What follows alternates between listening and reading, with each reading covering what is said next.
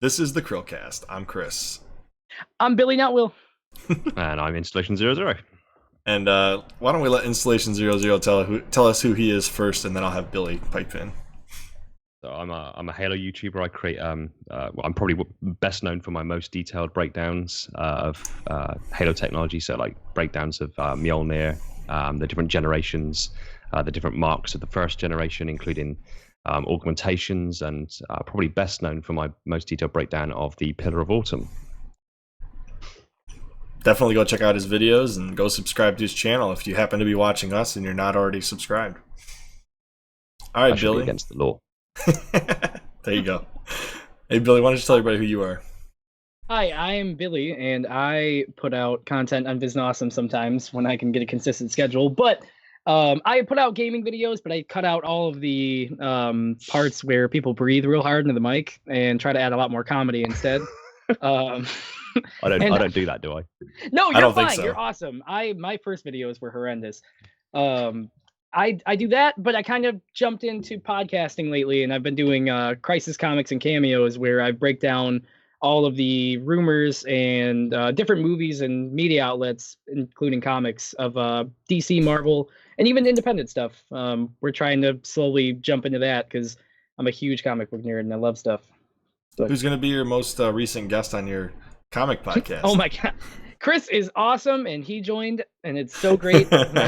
Joined me to talk about Arrow, and that should be out by the time this episode is out, hopefully. And I look very stupid, but Billy's very studious, so he makes everybody look better in that podcast. I got your back, man. Anyway, so we're here to cover with Billy and Installation00 and Will is on vacation for the next 2 weeks, so you won't see him for at least previous week and this week. Okay, we're recording these in advance. I keep getting lost on my timetable here. All right, so today is I'm gonna do it like Will, so don't make fun of me. Manic Monday. Okay, good enough.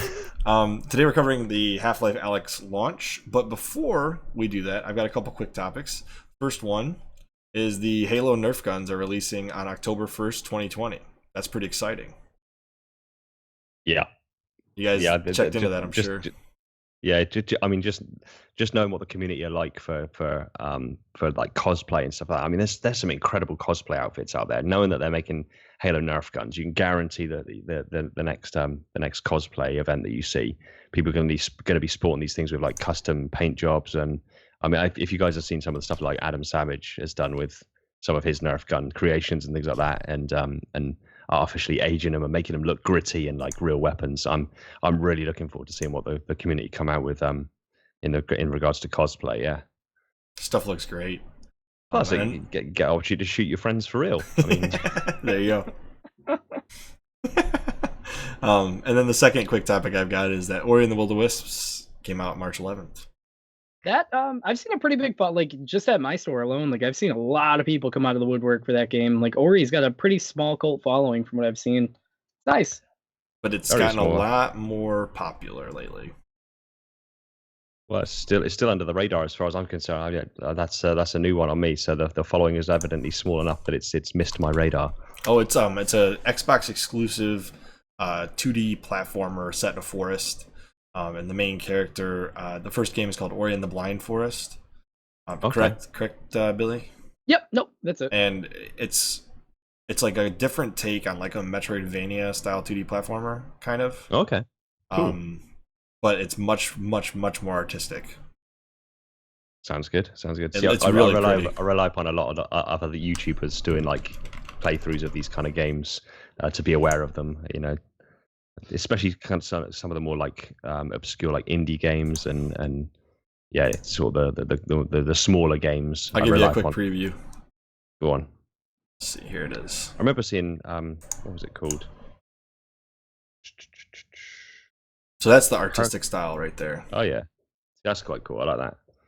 So it's almost like a Metroidvania kind of thing, but it's not. It's more of a exploration platformer. Yeah. And it's in this forest where and I don't know what the plot line is for the second game, but the first one, it's like a decaying forest and he's trying to save it. I'll have to have a look. It's pretty neat. Pretty neat New game. stuff. All right, so now we're into the main topic. Half-Life Alyx is launching on the day this podcast will go live. March 23rd, 2020. So this will be a super relevant podcast. That's why I did it. It's almost like, yeah, you planned this. Occasionally my plans work out. Occasionally. So the last Half-Life release in the series was Half-Life 2 Episode 2 in 2007. That's 13 years ago. It is a flagship VR game, and it is releasing on a lot of VR platforms. If I knew all of them, I would tell you right now, but I am so lost on VR, it's not even funny. The Alyx trailer was watched over 10 million times in 24 hours since it was released. That was back in, November? December? I don't remember. The Valve Index headset, controllers, and base stations all sold out in the US, Canada, and Europe within a week of the game's announcement. And by mid-January 2020, they were sold out in all 31 regions the units are offered. Any hope of a Half-Life 3 game allegedly rests on the shoulders of this game. Okay. So what I want to talk about is discuss the return of a legendary franchise such as Half-Life after a 13-year hiatus. What are you guys' thoughts on that? Well, the fact that it was viewed so many times after 13 years of effectively being absent, I mean, that says that there's still so. I mean, I always see like on different forums and even my own Discord, people saying about like they need a new Half-Life and Half-Life needs to be brought back. And it was an awesome series of games. I remember first being introduced to it. My brother used to play it on his really old like desktop PC back in the day. And yeah, the fact that it can be viewed that many times, 13 years after being effectively absent from the gaming market, just shows that there's still a huge cult following for this game. Yeah, it's absolutely nuts. What do you think, Billy? Have you seen anything crazy at GameStop since that's happened? I haven't seen anything crazy at GameStop, but I've been following Half-Life for a while. I'm not like the craziest, like I love the game. I played them all, but something that is really weird is like with this game coming out before it was announced, they didn't. A lot of the team left Valve like during that 13-year hiatus, and one of the big story writers from it ended up posting on Reddit under like a like it wasn't right, but one of the things is they've discussed Half-Life 3 multiple times, and they discussed what the ending was supposed to be like for it, and he outlined. Can I pause you for a second? I'm not going to spoil anything, I promise. No, I'm pretty sure it was Half-Life 2 Episode 3 that he gave the storyline to. It might have been. I don't think it was Half-Life 3 itself. That could have been right. That's completely okay. But my thing is like, I'm really excited and I hope Half-Life goes forward. But like, I'm worried because it's been such a long hiatus that if they do a third one, that like there will be some big changes. And change is good, but change is it's worrisome because it's kind of like how Kingdom Hearts went. Like, I'm worried, but I'm excited. I'm excited but worried. I mean, they could surprise everybody and pull off what Donkey Kong Country Returns did with the Donkey Kong Country franchise. I mean, that's true. That was pretty awesome what they did with that. And that was a different studio even. This is still the same studio, different people in the same studio, but still under the same house, right? Still under Valve. The only thing my nerves are racking right now is this is a VR game. Like, if you mess up a VR game, it's immediately noticeable. So if Valve is doing this, I hope they put every last effort into it. I mean, just the trailer, just the footage that I've seen of the game, it's just seeing Half-Life in that kind of graphic fidelity. It's just absolutely insane. I mean, it was scary enough back in the day when the graphics were sort of a bit clunky and very polygonal. But to see the way that the graphics has evolved and see Half-Life with new life breathed into it is just absolutely intense. Yeah, definitely. I think it's super cool that it's coming off the heels of Black Mesa. I mean, how epic is that? Half-Life 1 remake, and then boom, right after it, Half-Life Alyx. It's like Half-Life month up here. Well, ultimately, like I said, I mean, VR is sort of still an emerging market. I mean, it's certainly taken off better than a lot of other previous attempts at like sort of new technological innovations. On we had that sort of the 3D craze a while back where like TVs were being made in 3D, but there was not really much in the way of content for them. It kind of, again, it was one of those kind of things that were kind of a come and go kind of situation. VR seems to have like hooked and caught itself, and it's growing with popularity. I mean, the Oculus Rift is probably one of the most accomplished VR headsets out there. I know the HTC do one, and a few other organizations, but it's the VR gaming industry seems to be starting to escalate and starting to kick off, and this almost demand for immersion. I mean, I've done videos on the idea of using Microsoft's HoloLens. Oh yeah, that's pretty neat. For like Halo would be pretty cool to actually superimpose Chief's HUD onto the HoloLens. So you kind of got that, like bringing the information of the game out into the real world, so to speak, pulling it off of the screen and into your vision. So for VR to be able to be catching the way it is, and then effectively to be graced with a game franchise as legendary as Half-Life, I can't see it. As long as they're as attentive and as passionate about the franchise as they ever have been, I can't see that a VR game of Half-Life is going to flop, especially with the kind of reception that it's received from the masses. My thought process on this is, here's what I think happened. Steam was working on their VR headset for years, right? They've been thinking about VR, I think since, I read somewhere 2007, like way before anybody else was kind of doing anything with VR in the gaming sphere. And essentially, they were getting a little fed up with the games they were seeing put out on the VR headsets, especially their own. And essentially, they decided, well, what can we do better than to show people what to do? Well, yeah. And with Half-Life, they've pretty much been at the forefront of every type of change in gameplay since they released Half-Life in the first place. I mean, it is quite kind of convenient, you know. So if they've been looking at VR headsets since 2007, and it's now 2020, 13 years later, you know, it's all around the time that Half-Life disappeared the first time, and it kind of makes sense now if you think about it. They were waiting for the technology, or they were developing the technology to be there in order to kind of relaunch Half-Life in the way that they have, and I really hope if that is sort of the story that's been going on behind the scenes, I really hope that this comes to fruition and skyrockets Valve back up to kind of the forefront of the gaming industry, because the original games were awesome and they really deserve it. So given that we know Half-Life Alyx is a thing, and given that we know the VR thing is going on, should they remake Half-Life 2 in the third episode of Half-Life 2 that they were originally going to make back in 2007? Is there any reason to go back and finish what they started with Half-Life 2? I don't know. Oh, go ahead. You can go ahead, Zero. See, I'm on the fence. I'm on the fence about it. I mean, it's not to say that I don't like graphical remasters and things like that. I mean, obviously, Halo's got its fair share of graphical remasters in the recent era. But I think in some cases, sometimes it is best to kind of leave it alone and focus on the projects ahead, as opposed to kind of just remastering what's already been done. I mean, yeah, they breathe new life into it in most cases, but the amount of resources, the amount of man hours, the amount of finance and time that goes into creating even a remaster could be more intelligently used for a franchise that's been absent for 13 years, to making this new edition particularly epic, as opposed to kind of splitting your force, you know? Yeah, I can see that. My thought process on it is, if you're sticking to VR headsets going forward, probably leave Half-Life 2 where it is.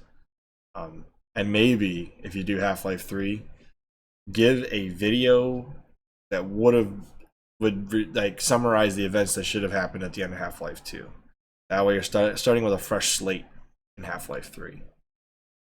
That's my thought process. I know it's a little kind of cheapens the ending of Half-Life 2 episode 3 would have been, but it also saves you the turmoil of trying to tie in the story to the third game. Yeah, and ultimately, I know of a few game franchises that have done something similar, and if as long as you make that initial cutscene sort of skippable, I suppose, then the die-hard fans that know the story in and out can happily skip and get straight into the gameplay. But the ones who kind of want to be reacquainted with it, or the ones that are new to the franchise, can get a feel for what's gone on before. So, is VR the right choice going forward, or do we want to see it also make it onto PCs and consoles?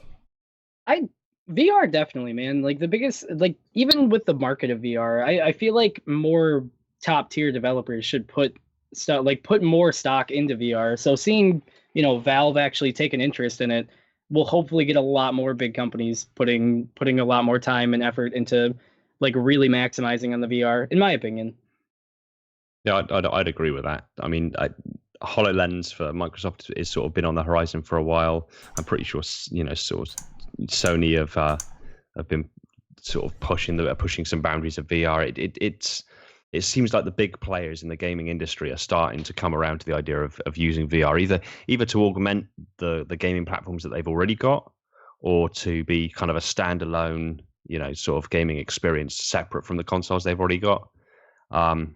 But just the fact that Valve have put the effort into looking into it. I mean, VR, you only have to sort of do a quick scour of YouTube, and you can find dozens of really popular YouTubers sort of aimlessly wandering around their rooms with their headsets on,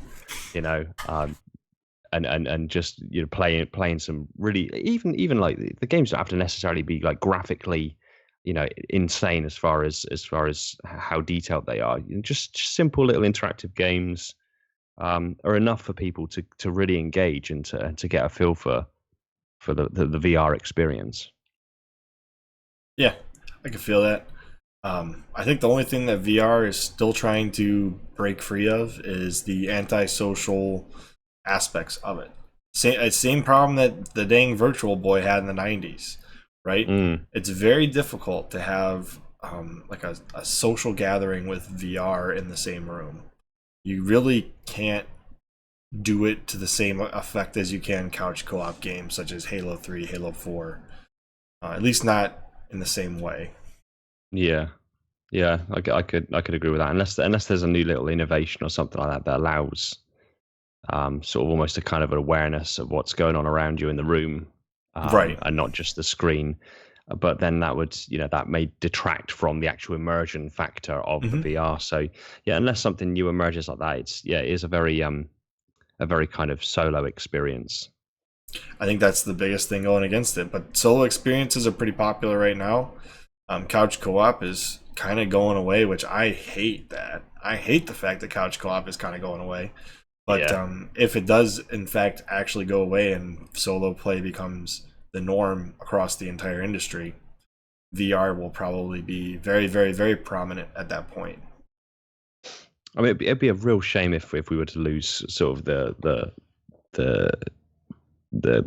couch co-op kind of aspect of gaming, because I mean, some of my fondest memories from childhood are lugging my old Xbox, the original Xbox, and a big CRT television to my mate's house, and then linking them all together through a little hub, making it look like all the Xboxes were on like life support or something, and then just sitting down and gaming in the same room together. I mean, there's something about just being with your buds and playing a game you will love.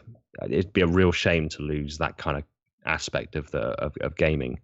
So I'm sure as manufacturers of VR headsets, they'd probably be looking at trying to integrate some sort of social aspect, but it's a tall order, so it's a difficult one.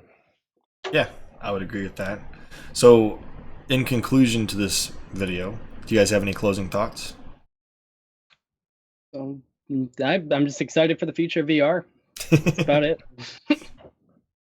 Yeah, I agree with that. I'm looking forward to getting a VR headset and gaming on Half-Life. Definitely, that'll be again a return to childhood, and yeah, I'm all for that. Feeling as young as I possibly can for as long as I possibly can is up my street. I'm happy with that. You never got to get old, man. That's it. I am definitely looking forward to the return of Half-Life, but I'm more interested in how well it performs and whether or not we get it good enough to see a Half-Life 3 come out. I'm also interested to see if they take a successful VR game such as Half-Life Alyx, which it looks like all roads point to success right now with that game, and will they port it to the standard screens as well? I know it kind of cheapens the experience a little bit, but to hit the widest audience, the widest range, they're going to have to, I think, if they want to hit the most downloads and payments. I'd be shocked if Valve didn't cash in on that. it's a wise business move, really, as far as that's concerned. It just gives them the ability, the foothold then to keep making new Half-Life games. Exactly. So anyway, as always, I'm Chris. And I'm Billy Not Will. I'm Installation00. And we will see you on the next CHRILLCAST.